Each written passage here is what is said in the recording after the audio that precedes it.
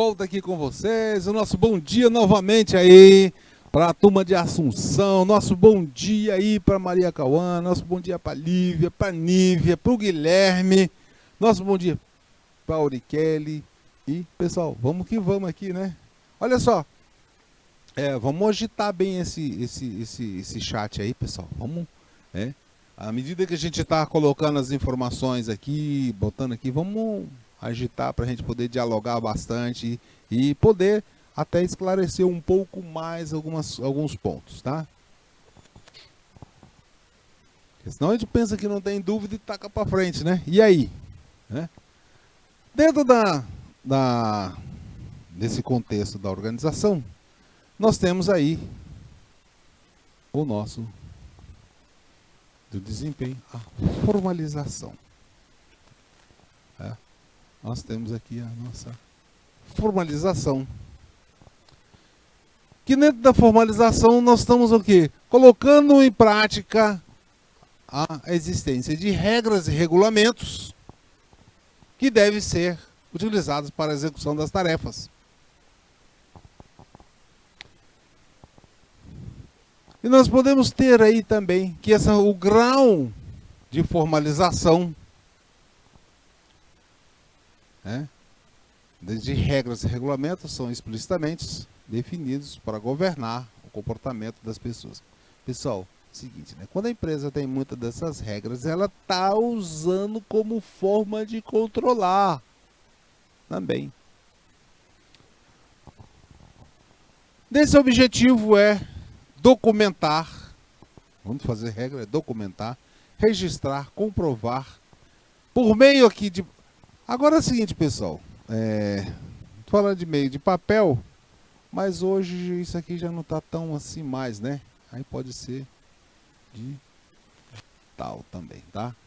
Então, as regras e regulamentos também podem ser de forma digital, não necessariamente precisa ser só papel.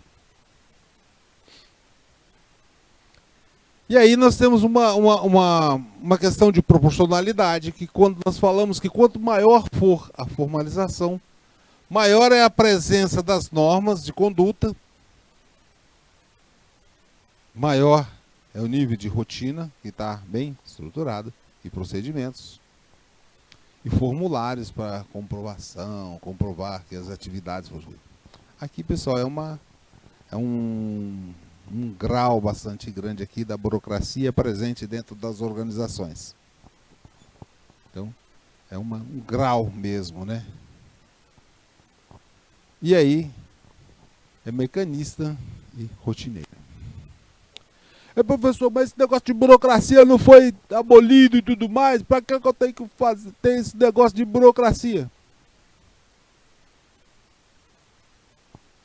Uma das formas de ter essa burocracia, pessoal, por isso aqui, que é uma forma de controle. E também depende do tipo de atividade. Algumas atividades requerem um nível maior de formalidades, outros menos. E, professor, como é que é esse negócio aí de maior nível de burocracia e menor nível de burocracia? Aqui, pessoal, veja só, dependendo do tipo. Aqui. Setor público é altamente burocratizado.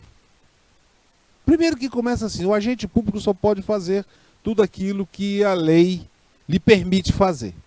Já começou aí. O nível de norma. Depois que tem o agente público, tem muita relação com o público, e o público precisa de ter alguns posicionamentos para comprovar que aquilo foi feito e tudo mais. Então tem lá seus documentos, tem seus formulários, essas coisas todinho para que execute. Do outro lado também, no setor privado, aí vamos agora também para o setor privado,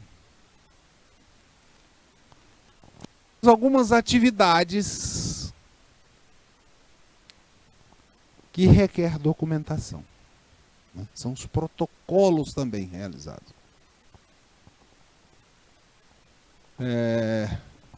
Deixa eu perguntar para vocês o seguinte, né? Existe alguma situação em que você fez algum empréstimo, né?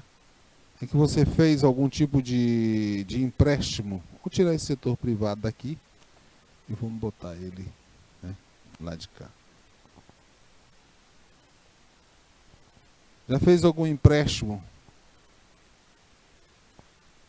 Oh, cadê?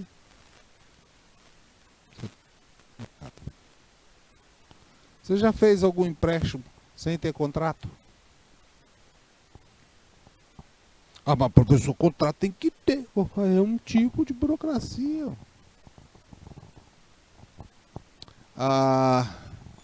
O sistema financeiro trabalha com coisas altamente burocratizadas. Professor, trabalha não, professor. É tudo ali, a gente faz, é tudo na máquina eletrônica ali e tal e tal. Né? Mas só que acontece o seguinte, né?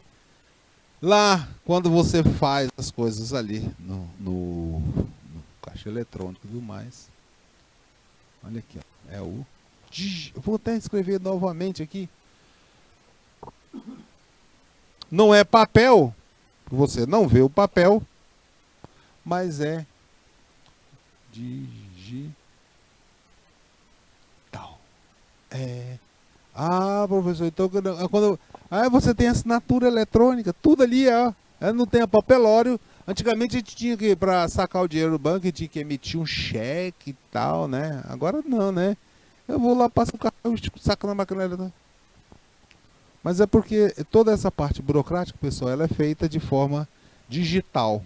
No setor privado isso tem muito aqui e é muito utilizado como forma de controle, até porque é o seguinte, se você fez lá um empréstimo no banco, fez um saque, fez um depósito no banco, em algum momento, se der alguma dúvida, você tem que ter lá o teu nível de controle, né? Então está registrado.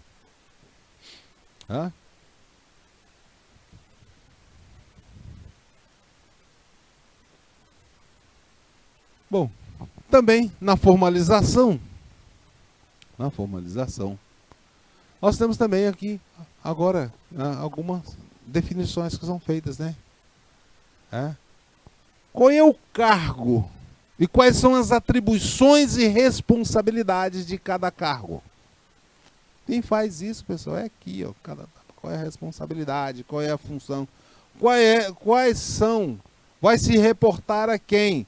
Não, me reporto ao gerente, eu me reporto ao supervisor, eu me reporto ao diretor.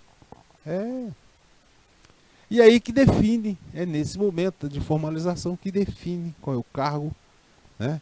E formaliza qual é a postura, o comportamento e quais são as atividades e a quem ele está subordinado ou então a quem ele é superior, tudo mais. Outra formalização que tem é do fluxo de trabalho, que são as instruções em que diz, né, a sequência, né, das atividades que tem que relacionar. Lembra que nós estamos falando de um processo e lembra também que é o seguinte, quando nós falamos do processo de planejar, organizar, executar, controlar, nós dissemos que nós estamos fazendo assim um círculo, não estamos? Estamos fazendo um círculo, não estamos? Pois bem. Pois bem, que aqui nós estamos colocando exatamente essa ideia desse fluxo de como é que deve ser realizado esse trabalho. Como é que deve ser realizado esse trabalho? Qual é a sequência que esse trabalho vai ser realizado? O que eu vou fazer primeiro? O que eu vou fazer depois? Como é que se detalha isso? Então nós já temos o cargo, temos o fluxo e temos também as nossas regras e regulamentos também, que vai especificar quem é que pode ou não fazer certas coisas. Vamos dizer assim, lá na instituição, mas eu gosto das instituições financeiras, até porque teve um período de experiência bastante longo nesse setor. Quem é que pode conceder, né? Vamos botar aqui, inclusive, valores, né? Vamos pensar aqui numa situação de empréstimo. Vamos pensar aqui numa situação de empréstimo. E aí nós vamos colocar valores desses empréstimos aqui. Vamos dizer aqui até 5 mil. Vamos dizer aqui até 50 mil. E aqui, vamos dizer aqui de 100 mil. Tá? Aqui é termos mais simbólicos, tá, pessoal? Do ponto de vista mais simbólico, isso aqui. Até porque faz algum tempo que esses níveis hierárquicos eu não estou atuando. Mas serve para vocês terem uma ideia, né? Então vamos dizer aqui que esse empréstimo aqui tem valor de 5 mil. O outro. Eu até que tento, mas não dá para escrever com a canetinha. Tem que escrever com o outro mesmo, porque a gente vai escrever num lugar, sai no outro.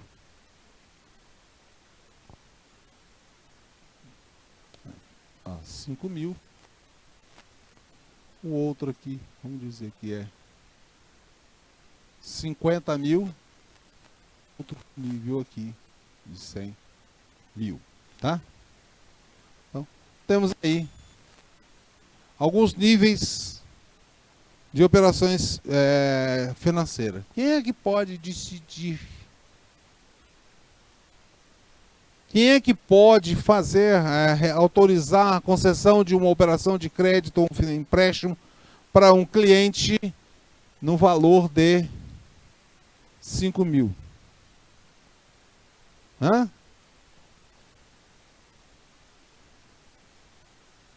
Quem é que pode? Ah, pode o supervisor e tal. Isso aqui.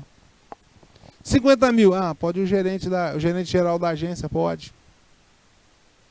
100 mil. Não, o gerente da agência não pode. Aí tem que ir para a diretoria. E assim vai, pessoal. É exatamente isso aqui. Tá? Quem é que pode conceder uma operação de empréstimo? É só se for gerente de conta, gerente geral ou diretoria da instituição. E pode autorizar fazer isso aí. Quem é que pode manipular com os valores dentro da instituição? Ah, é o tesoureiro e o caixa. Né? Nas empresas do comércio, quem é que está preparado para realizar o recebimento dos pagamentos das mercadorias vendidas? É o caixa. Quem é que pode receber, está autorizado? Ah, o almoxarife lá, o encarregado de depósito. Então, quem é que tem permissão para isso? Né? Então, esse aspecto aqui, pessoal, é justamente para saber quem é que tem permissão para realizar as atividades. Por isso tem essas regras. Mas também nós temos uma outra questão no meio aqui, pessoal. Que quando nós falamos do desempenho organizacional, nós temos que trazer uma situação seguinte. Imagine a situação, eu vou colocar aqui como sendo assim, como é que eu vou falar? Não, vamos por aqui mesmo, vai ser melhor. Nós vamos falar aí sobre o grau de responsabilidade e centralização. Nós estamos distribuindo as atividades, não estamos? E aí vamos supor o seguinte, olha. Você tem aqui o teu diretor.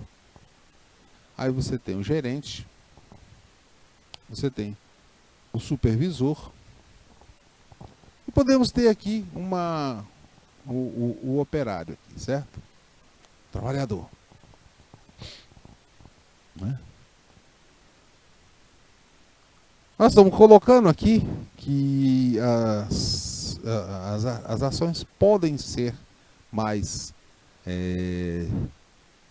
distribuídas, né? Ou então pode estar as decisões somente na cúpula. Então vamos supor o seguinte, que nós temos aqui, vamos supor que tenha várias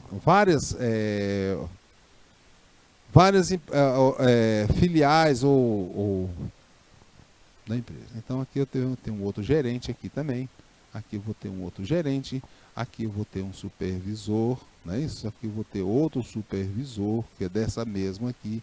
Aqui eu vou ter outro supervisor, não é isso? E aqui também eu posso ter outro supervisor, né? E aqui operários pode ter de acordo com a demanda acontecendo. Quando nós falamos que é uma centralização, então, quem é que decide aqui? Vou colocar no caso extremo. Quem é que tem autonomia para decidir? Só o diretor. Mais ninguém. Empresas familiares funcionam muito assim, tá, pessoal? Só o dono decide. O resto, né, dá opinião.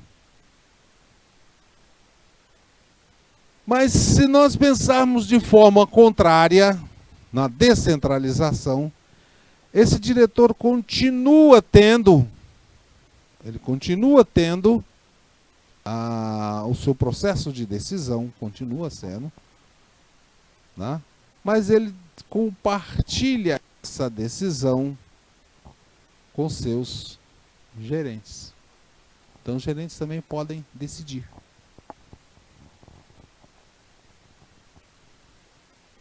E isso é o que a gente coloca para vocês aí como centralizar ou descentralizar, tá?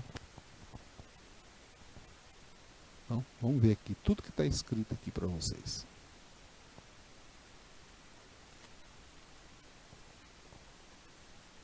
Então aqui, pessoal, nós podemos dizer aqui que nessa centralização nós estamos colocando aqui, como é que isso é distribuído? A autoridade para decidir. Ora, nós podemos estar falando em centralizar, e quando nós falamos de centralizar, nós estamos colocando o quê? Que o nível cada vez fica mais no nível mais institucional, ou seja, está lá no diretor. E aqui não se fala em delegação. Não se delega a autoridade.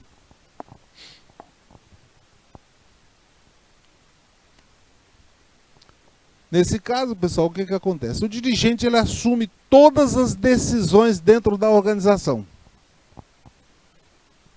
Todas as decisões. Nós temos ganhos e temos perda com isso, tá, pessoal? Não pense vocês, ah, não, professor, então centralizada, não. Não, tem vantagens e tem desvantagens. Nós vamos ver isso. Mas primeiro a gente vai ver, avançar um pouquinho mais, né? Aí, ó, e colocando para vocês aí a centralização e a descentralização, né? Quando nós colocamos aqui que há uma instituição centralizadora, nós estamos dizendo que a decisão está só lá na cúpula. Eu não coloquei aqui, mas aqui embaixo, pessoal, vocês podem entender que aqui, eu vou até botar de outra cor, que aqui embaixo, né? Aqui embaixo tem os executores operários, tá? Então, nós estamos colocando para vocês que quando nós falamos centralizado, é só lá a cúpula que decide. Quando nós falamos em descentralizado, então nós descemos a centralização, ela vai estar lá na base, né? Então as decisões vão subindo.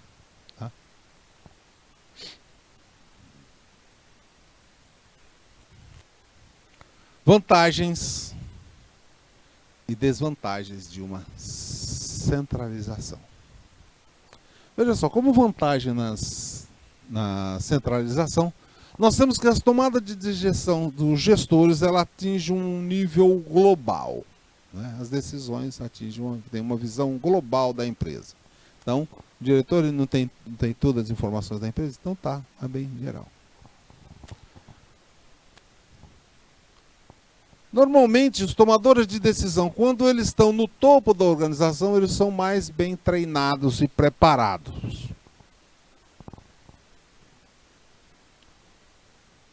Aqui também, elimina-se os esforços duplicados. Certas funções, como compras, né? Quando centralizadas, elas provocam especialização e aumento de habilidades. Então, né, algumas funções, né, quando centralizadas, elas provocam a especialização e aumento de habilidades. As decisões, nesse caso, são mais conscientes com os objetivos da organização. Porque é a própria cúpula, né? Então ele está bem sintonizado. Então essas decisões elas estão mais conscientes com objetivos da organização. Bom, mas nem tudo é maravilhas. Nem tudo é maravilhas. E aí temos aqui alguns problemas como são desvantagens. Veja só. Se é uma pessoa só que toma decisão, há uma sobrecarga das decisões. Então nós temos aqui uma situação de uma sobrecarga de decisões, né, no gestor.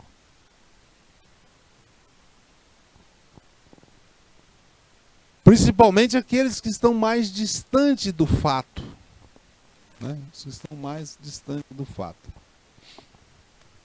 Eu estou com a decisão aqui e agora, com um cliente aqui. Ah, não, mas para fechar essa venda com desconto de 5%, eu tenho que pedir autorização para o gerente regional, pedir autorização para o diretor, que vai pedir... Está longe, né? O cliente está ali na tua frente. Você decide, né? Se você tem como decidir, tem. Mas aqui na centralização não tem esse espaço.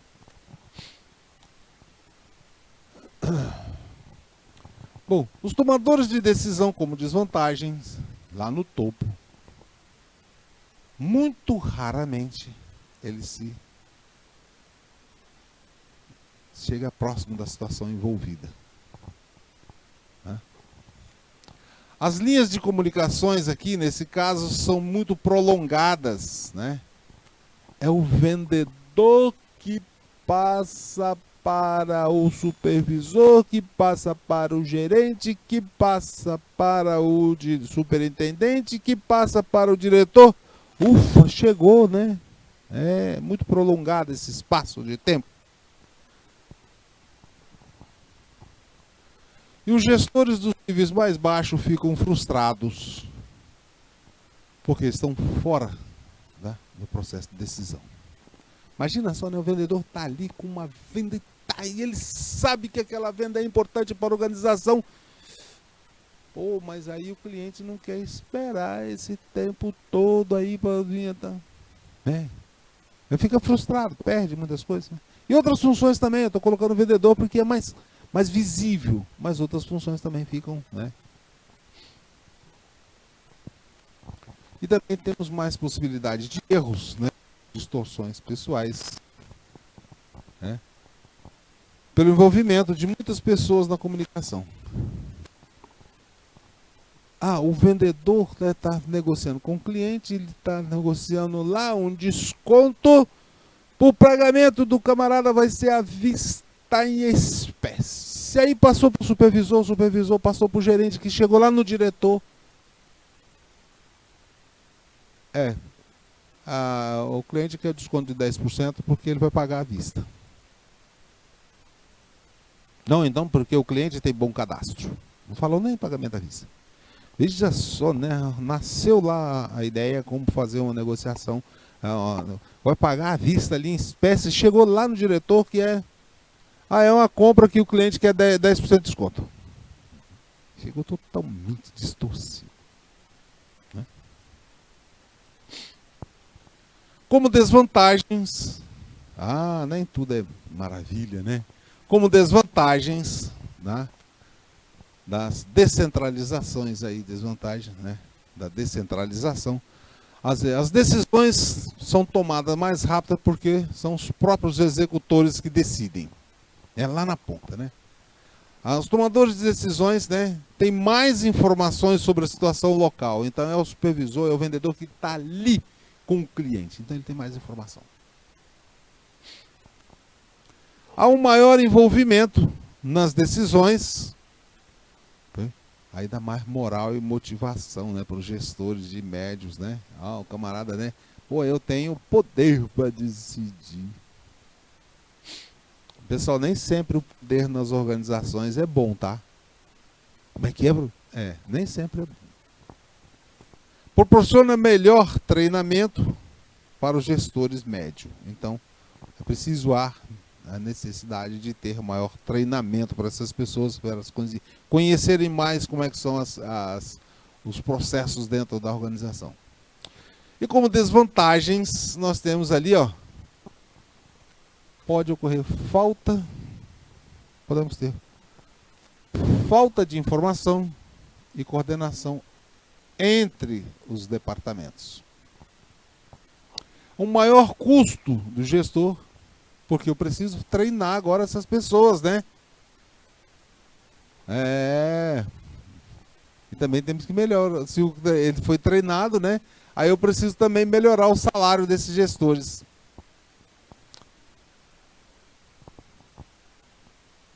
Os decisores têm uma visão mais estreita sobre o negócio. Se eu estou, vamos dizer, se é lá o supervisor de vendas, quando se fala de visão mais estreita, significa assim que ele tem lá, né, algum conhecimento, tal, da empresa, tem bastante conhecimento, foi treinado, mas esse tomador de decisão, ele sabe exatamente como é que é o custo de produção? Se ele não tem essa informação, ele não tem essa visão global. Não tem. E aí, ele vai acabar defendendo os interesses dele lá do departamento de vendas para decidir. Então ele decide, muitas dessas vezes, aquele desconto que ele deu, ele come o lucro todinho da empresa e ainda dá um prejuízo. Pode ser que sim. Professor, mas... Não, tem sistemas hoje informatizados que já internamente já faz essa limitação para não acontecer esse tipo de... né? Aí nós temos que políticas e procedimentos podem variar entre os diversos departamentos da organização. A interação, né? A interação, pessoal, aí nós vamos buscar um entrosamento entre as unidades da organização. Né?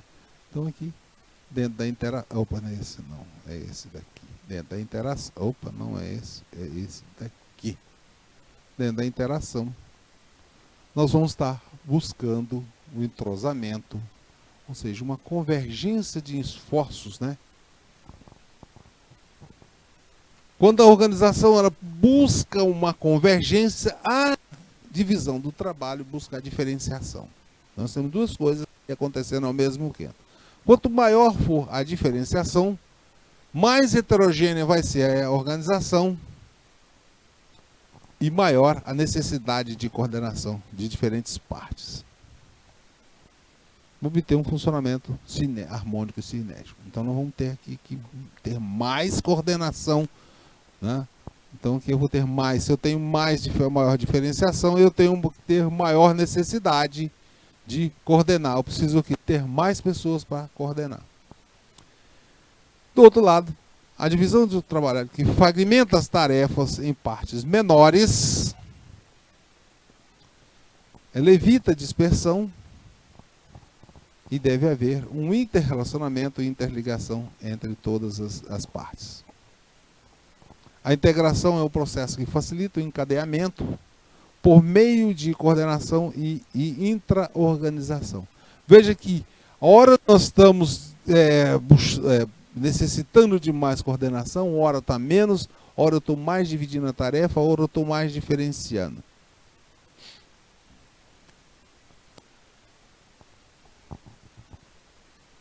Continuando falando sobre a integração, nós temos que a diferenciação no sentido de decompor e a integração atua como sentido de compor. Então, nós temos dois sentidos aqui de diferenciação, um de decompor e o outro de interação, no sentido de recompor.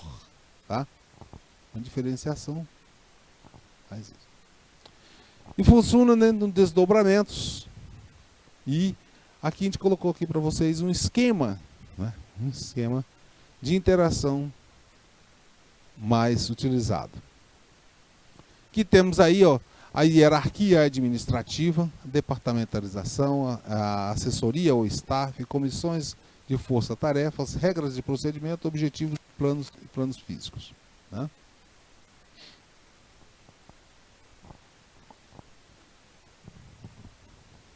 Dentro da integração, a hierarquia administrativa, que está relacionada à cadeia de comando, nós podemos ter aí maior ou menor nível de comando. Então, nós podemos ter maior ou menor nível aqui. E isso pode até gerar algum certo nível de conflito. Outra forma que nós temos é a departamentalização, que significa a divisão no sentido horizontal. Né? Hierarquia, pessoal, eu estou dizendo assim, olha, tem menos pessoa no comando, mas eu tenho mais departamento ligado a uma pessoa. Em departamentalização, eu posso ter mais departamentos especializados em determinadas áreas. E o staff, pessoal, é uma forma de assessoria, né, que normalmente está ligado à cúpula da empresa, da empresa, e que ela possui um nível de especialização diferenciado para processar e executar determinadas tarefas. Porém, o staff não tem a parte autorização, autoridade sobre as finanças. Então temos aí a outra questão da comissão de tarefas, são mecanismos que são utilizados para integrar unidades e realizar alguma atividade mais específicas, né? E as regras e procedimentos constituem mecanismo de livrar a hierarquia de sobrecarga e estabelecer regras e procedimentos para as tomadas de decisões nos níveis menos hierárquicos, quando há maior distribuição das decisões.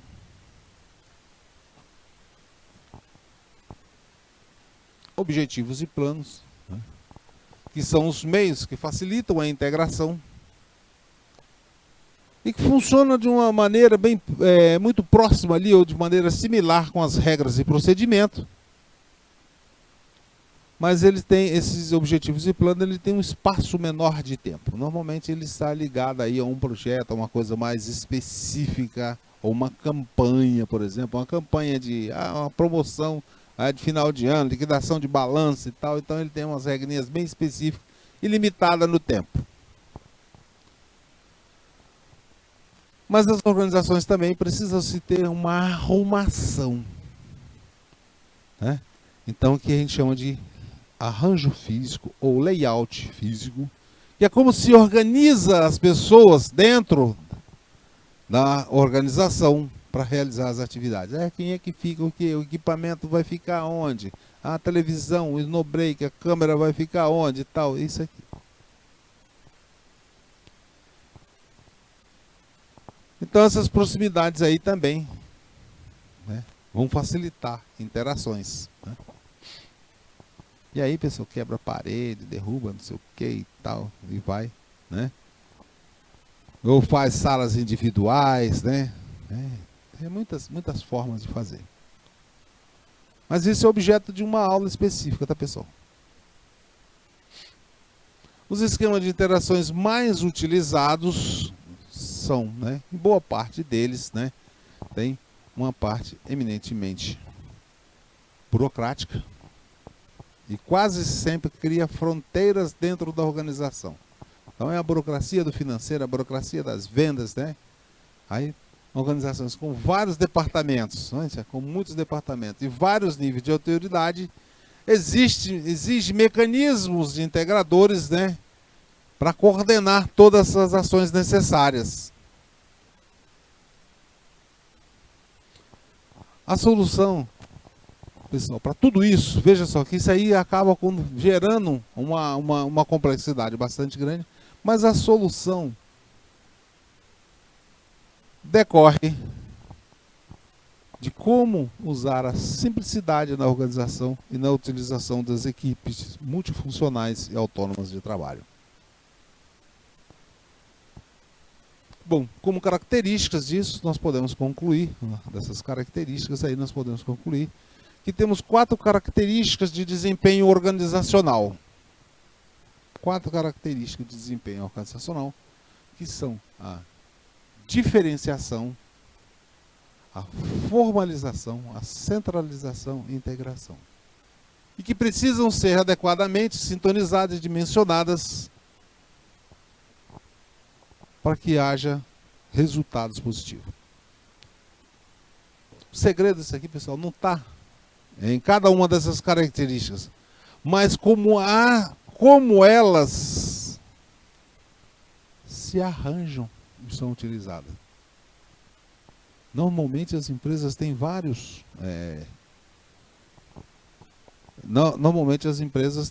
formas de se organizar, né? Então cada uma tem uma coisa bastante específica. E isso é o encanto desse nosso tema. Colocando aqui para vocês aqui as principais características de desempenhos, né, e diferenciação, né? Temos aqui os 4 níveis aqui, e a gente já comentou com vocês. Então, diferenciação, formalização, centralização, integração. Veja só que quando nós falamos de diferenciação, né, com baixo grau de diferenciação, nós temos pouca divisão do trabalho, poucos órgãos e poucos níveis hierárquicos. E é uma homogeneidade. Quando nós falamos de alto grau, não temos muitos departamentos, muitos hierárquicos e heterogeneidade. Na formalização, nós podemos, com baixo grau, pouca burocratização, poucas regras e regulamentos, mais liberdade. Do outro lado, nós temos com um alto grau de formalização, exagerada burocratização, excesso de regras e regulamento, coação e restrição. Na centralização, nós temos como baixa centralização, baixo grau de centralização, nós temos muita delegação, descentralização dos níveis superiores, mais autonomia, né? Quando a gente fala de alto grau de centralização, nenhuma delegação, centralização e decisão, e há uma dependência sempre da cúpula para decidir. E aí, se a cúpula não estiver presente, fica sem decisão. Integração, no baixo grau, pouca coordenação em nível de departamento, mais uma frouxidão, acredita, né? Do ponto de vista da integração com alto nível, nós temos muita coordenação em níveis de departamento e mais coesão. Então, veja, pessoal, aí nós temos características tanto positivas como negativas para cada uma delas. Adotar elas é um equilíbrio aí, que é fundamental. Bom, aqui é somente a descrição que eu coloquei para vocês, né, a respeito, né, das amplitudes que temos. E quando nós falamos de amplitude de controle, nós estamos falando de um número de subordinados que uma pessoa ou um administrador possa assumir para fim de supervisionar. Pessoal, aqui é o seguinte, né? Amplitude de controle. Imagina só, eu vou ser um supervisor, 15 mil operários. Ora, você tá maluco, professor? Tá maluco? Não tem isso não. Essa amplitude aí não tem capacidade. Uma pessoa não tem... não tem mesmo não. Né? Principalmente se for ler a operação mais ponta a ponta mesmo, né? Então esse nível aí é bastante complicado. Então nós temos que saber que dessa amplitude é a quantidade de pessoas que podemos ter. Veja só, que uma pequena quantidade de amplitude configura que nós temos uma construção típica bastante alongada. Então nós temos poucas pessoas. A supervisão controla apenas 4, 5 pessoas. Tal. Aí nós vamos ter uma cadeia hierárquica enorme. E quando nós temos uma amplitude de controle alta, nós configuramos que temos uma organização tipicamente bem baixa ou achatada na estrutura organizacional. E nós vamos ter poucos níveis organizacionais, mas muitas pessoas para serem coordenadas e controladas por uma única pessoa. E essa função da amplitude, pessoal, nós podemos saber o seguinte, que hora nós podemos ter uma longa cadeia, hora nós podemos ter uma baixa cadeia, né, de comando hierárquico, né? E essas comunicações são, nesse período aí, podem haver congestionamentos, dependendo do tipo de organização que nós estamos utilizando, do tipo de hierarquia que estamos usando. As decisões, quando elas descem do nível, né, institucional para os níveis mais operacional, elas caminham de forma mais vagarosa por intermédios de gerentes, supervisores e tal. Não? Isso aí acaba sendo um problema bastante sério quando a gente tem esse tipo. E aí um exemplozinho mostrando para vocês, né, os dois tipos, né, com alta amplitude e com baixa amplitude. Então, ó, organização com alta... Então, nós temos aqui, ó, alta amplitude, nós temos as organizações altas, são pouca amplitude de controle e muitos níveis. Então, veja aqui, ó, nível 1, 2, 3, 4, né? E aqui, na outra apenas, né, um decide e o resto faz. Tá? Então, pessoal, aqui é que entra a grande questão de você saber qual é o tamanho. Lembra que cada uma tem vantagens e cada uma tem desvantagens, tá, para ser realizada. Pequena amplitude, né, vai ter poucos subordinados, e grande amplitude você vai ter muitos subordinados. E aí a delegação fica mais complicada. Então, uma delegação bem maior. Os tipos de autoridade, né, que nós temos aí. Né, tipo de autoridade da linha staff. Nós temos aí alguns tipos, né, dentro do staff. Que veja só, o staff, pessoal, vamos voltar aqui atrás, né? Vamos supor aqui o seguinte, né? Que essa organização aqui, ela cria aqui uma linha de staff, ou seja, ligado a ela tem um departamento aqui, que é o staff. Aqui também pode ter o nosso staff, né? E ele não tem uma ação de com as unidades, não tem autoridade, e é isso que nós estamos colocando ali, que essa linha staff ali serve para assessorar o comando da organização, porém, ela não tem comando diretamente, né?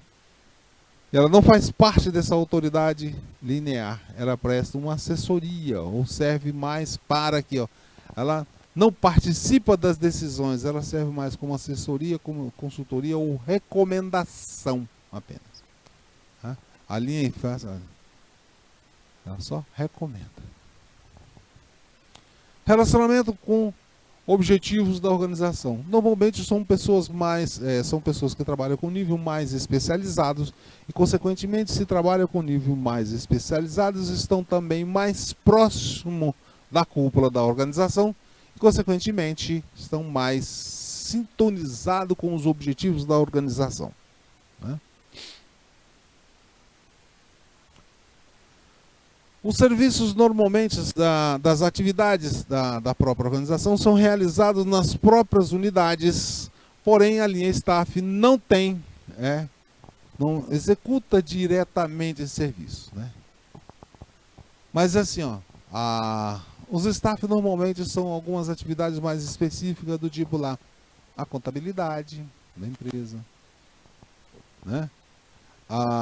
Vamos dizer, pode ter aqui abastecimento e recursos humanos, pode ser que a empresa terceirize, o jurídico, parte de pesquisa e desenvolvimento, algumas terceirizam até TI também, né? Porque ela não tem condição de executar todas essas atividades, então ela passa o quê? Ela contrata, né? Executa por meio de outros, né? Contrata alguém que trabalha especialmente nisso. Como consultoria e assessoria, né, pode ter uma assistência jurídica, ou então pode ter a questão de métodos, processos trabalhistas, alguma coisa assim, né? Também a linha staff pode servir como a parte de monitoramento, que acompanha os métodos e os processos de como estão ocorrendo esses procedimentos, né?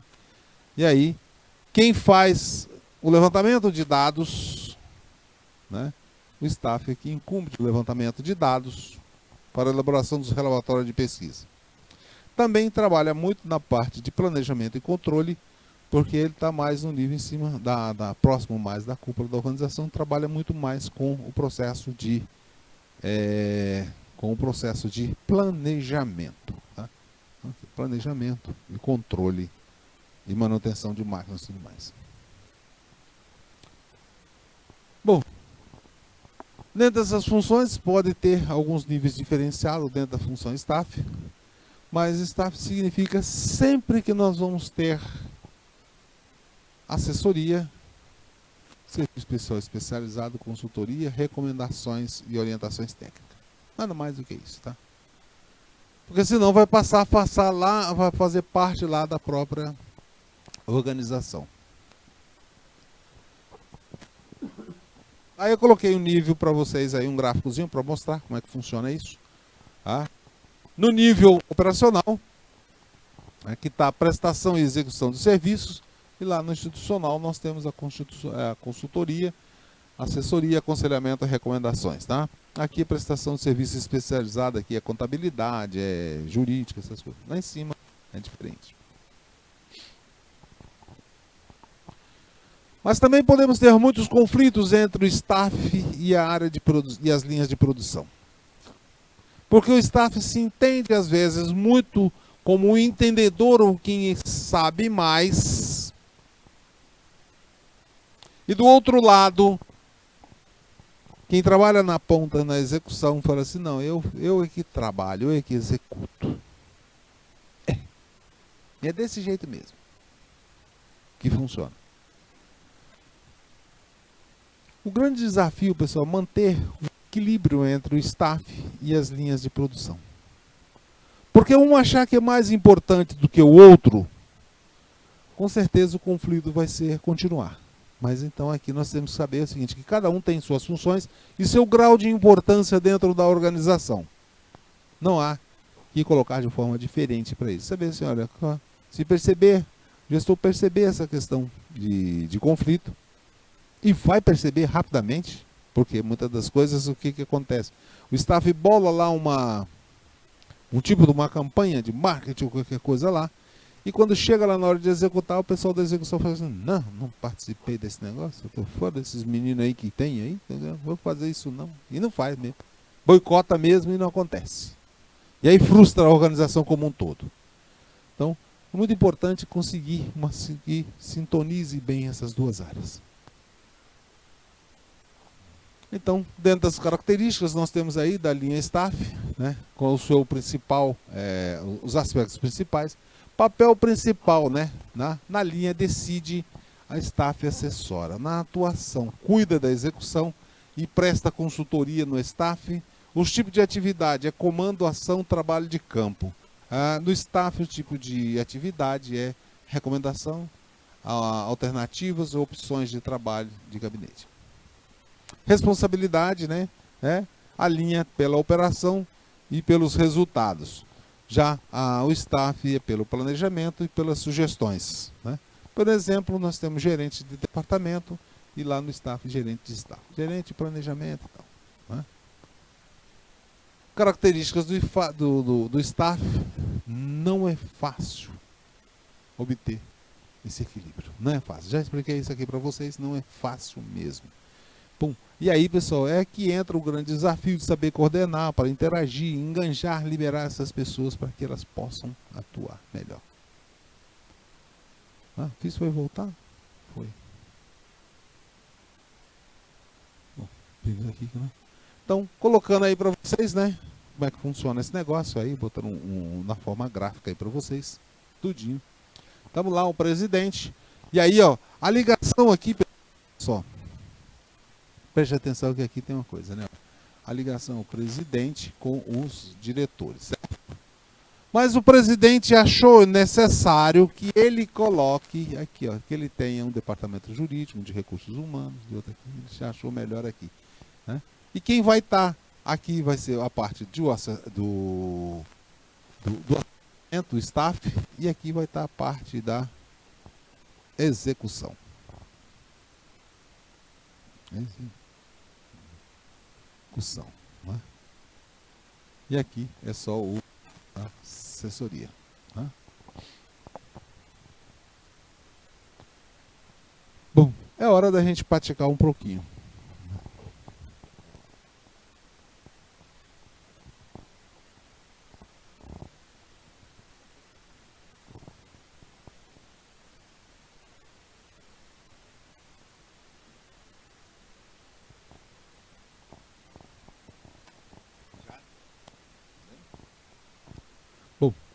Então vamos lá, praticar um pouquinho. Nós vimos muita coisa hoje, pessoal, muita coisa muito importante, tá? É muita coisa e muita coisa importantíssima para vocês. Praticando um pouco, né? Vamos lá. Uma questãozinha aí para vocês, né? Ficarem bem atentos aí. Quanto à função organizar, há diferenças, há um dilema básico entre manter a eficiência e alcançar a flexibilidade. Explique esse dilema e qual é a solução para o gestor.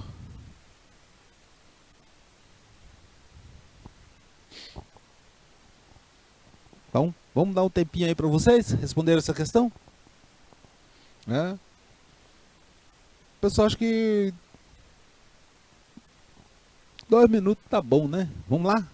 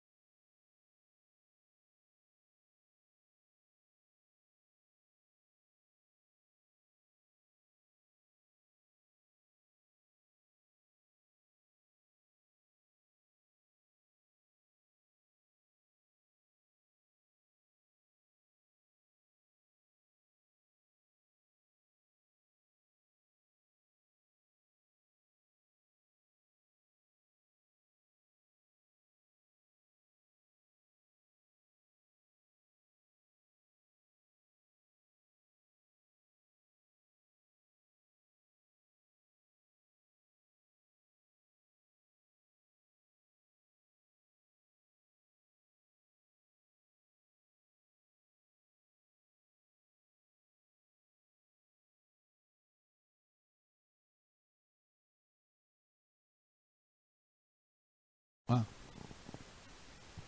bom. E aí? Difícil? Pessoal, difícil não, né? Vamos lá, né? Olha aí, vamos conferir aí, se vocês verem. A função a função organizar ou organização, o dilema básico que se tem, pessoal, é exatamente esse aqui, ó, a eficiência, né? E alcançar a flexibilidade, manter a eficiência e a localidade. Então veja só, quanto mais você aumenta, tenta, busca a eficiência, mais você aumenta a rigidez. Quanto mais flexível, mais você perde eficiência. O grande dilema, pessoal, tá aqui em conseguir o equilíbrio, tá? Em administração, pessoal, muitas coisas é a busca de equilíbrio, tá? Outra questão aí pra gente. Quanto à abrangência da organização, a organização como função administrativa se desdobra em 3 níveis organizacionais. Quais são esses níveis? Essa aí, pessoal, um minutinho só é suficiente, tá?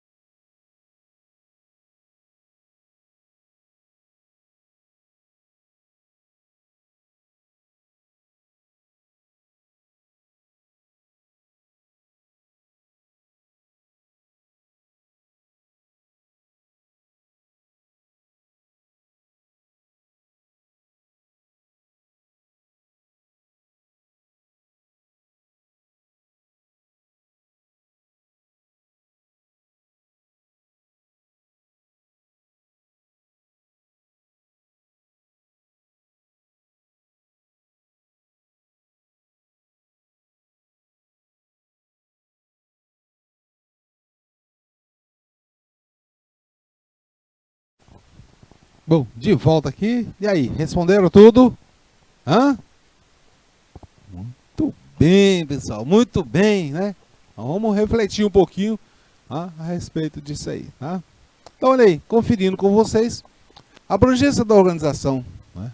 Então, a organização como função administrativa, ela tem uma abrangência, né, em 3 níveis. O nível do desempenho organizacional, que está relacionado à parte institucional, ou seja, no nível no topo da organização. Quando nós falamos do desempenho organizacional ou departamentalização, é o nível intermediário ou nível tático da organização, e a modelagem do trabalho é o nível operacional, é onde acontecem as atividades de formas específicas, é a tarefa especificamente que acontece, tá bom?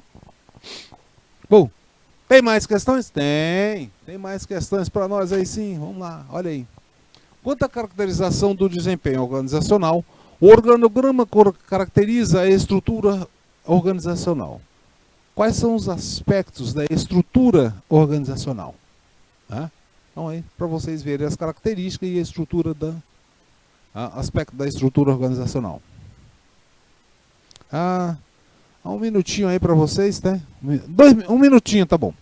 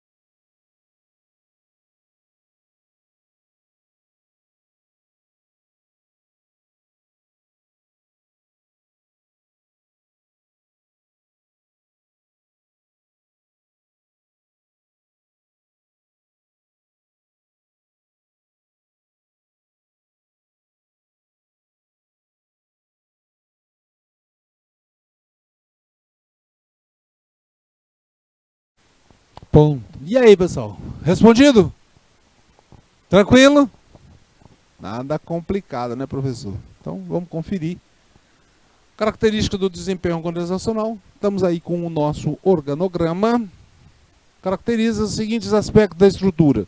Do organograma que vai caracterizar a própria divisão do trabalho, que seja a diferenciação entre as posições das organizações, diferentes níveis de responsabilidade de trabalho. Também temos as relações de supervisão, ou seja, são as linhas de autoridade e responsabilidade de quem se reporta.